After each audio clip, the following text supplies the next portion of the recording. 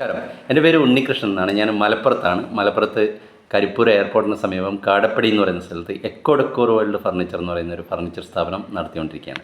നമുക്കിന്ന് ഈ teak wood അതുപോലെ നമ്മുടെ അക്കേഷ്യ അതുപോലെ റെഡ് വുഡ് ഇങ്ങനെയുള്ള മരങ്ങളാണ് സാധാരണയായിട്ട് ഇപ്പോൾ ഇന്ന് ഫർണിച്ചറുകൾക്ക് ഉപയോഗിക്കുന്നത്. അപ്പോൾ ഇത് തമ്മിലുള്ള വ്യത്യാസങ്ങൾ, മെയിനായിട്ടുള്ള വ്യത്യാസങ്ങൾ എന്തൊക്കെയാണ് നമ്മൾ ഫർണിച്ചർ നിർമ്മിക്കുമ്പോൾ, അത് നിർമ്മിച്ചതിന് ശേഷം ഈ ഫർണിച്ചറുകൾക്കുള്ള പ്രത്യേകത എന്താണ് എന്നുള്ളത് നമുക്കൊന്ന് താരതമ്യം ചെയ്ത് നോക്കാം.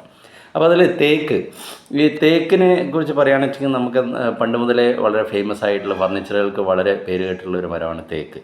അപ്പോൾ ഈ തേക്കിൽ നമുക്കെന്ന് വെച്ചാൽ സിലിക്ക കണ്ടൻറ്റ് കൂടുതലാണ്. തേക്കിൽ സിലിക്കൺ ഡൈ ഓക്സൈഡിൻ്റെ കണ്ടൻറ്റ് കൂടുതലാണ്.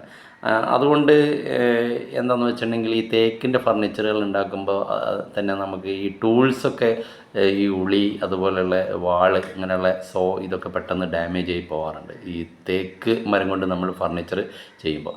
പിന്നെ തേക്കിൻ്റെ ഒരു പ്രത്യേകത എന്ന് വെച്ചാൽ ഇതിൽ നേച്ചുറൽ ഓയിൽസ് കൂടുതലാണ്. ഈ നേച്ചുറൽ ഓയിൽസ് കൂടുതൽ വരുന്നതുകൊണ്ട് ഇത് നമ്മളുടെ ചെതൽ അതുപോലെ ഈ കുത്തൻ ഇങ്ങനെയുള്ള ആക്രമണത്തിൽ നമുക്ക് തേക്കിൻ്റെ ഫർണിച്ചറുകൾ വളരെയധികം പ്രൊട്ടക്റ്റ് ചെയ്ത് നിർത്തും. അതുപോലെ തന്നെ തേക്കിൻ്റെ ഫർണിച്ചറുകൾ നമ്മൾ പോളിഷ് ചെയ്തിട്ടില്ലെങ്കിലും എപ്പോഴും ഒരു ഷൈനിങ്ങിൽ നമുക്ക് കാണാൻ പറ്റും തേക്ക് ഫർണിച്ചറുകൾ. ഓക്കെ.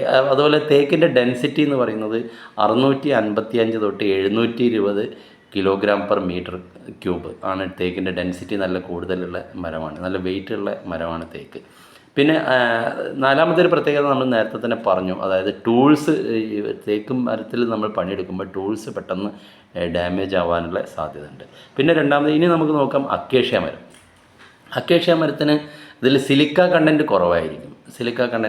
അതുകൊണ്ട് തന്നെ നമുക്ക് പണിയെടുക്കാൻ വളരെ എളുപ്പമാണ്.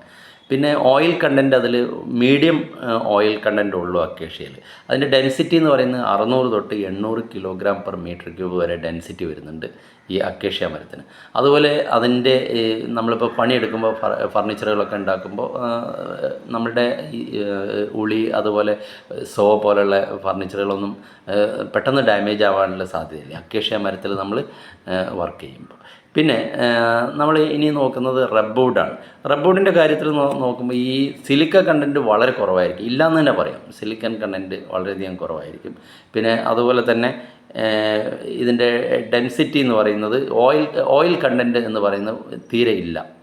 ഈ റബ്ബോർഡിൽ ഓയിൽ കണ്ടൻറ്റ് തീരെ ഇല്ല എന്ന് തന്നെ പറയാം. പിന്നെ ഡെൻസിറ്റി എന്ന് പറയുന്നത് 560 തൊട്ട് 640 വരെ കിലോഗ്രാം പെർ മീറ്റർ ക്യൂബ്. ഡെൻസിറ്റിയും കുറവാണ്. പിന്നെ അതിൽ ഈ സിലിക്ക കണ്ടൻറ്റ് കുറവായതുകൊണ്ട് തന്നെ നമുക്ക് പണിയെടുക്കാനൊക്കെ വളരെ എളുപ്പമാണ്. കട്ട് ചെയ്യാനും മുറിക്കാനും ഇതൊക്കെ ചെയ്യാനൊക്കെ ടൂൾസ് സൈസ് ചെയ്യാനൊക്കെ വളരെ എളുപ്പമാണ് ഈ റബ്ബോർഡിൽ. അപ്പോൾ ഇതൊക്കെയാണ് ഇതിൻ്റെ മെയിനായിട്ടുള്ള ഇൻഗ്രീഡിയൻസും ഇതുകൊണ്ട് നമ്മൾ ഫർണിച്ചർ ഉണ്ടാക്കുമ്പോഴും ഫർണിച്ചർ ഉണ്ടാക്കിയതിന് ശേഷം ഒക്കെയുള്ള പ്രത്യേകതകൾ മെയിനായിട്ട് പറയാനുള്ളത് ഇത്രയും കാര്യങ്ങളാണ്. Thank you friends.